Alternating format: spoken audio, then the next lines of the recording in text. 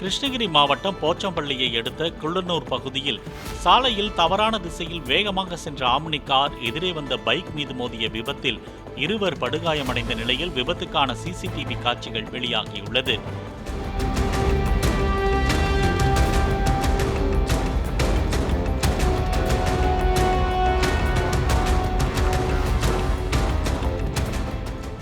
கரூரை சேர்ந்த கார்த்திகேயன் உட்பட அவரது நண்பர்கள் 5 பேர் வேலூர் பொற்கோயிலுக்கு சென்றுவிட்டு வீடு திரும்பும்போது சாலையில் தவறான திசையில் ஆம்னி காரில் வேகமாக சென்றதாக கூறப்படுகிறது.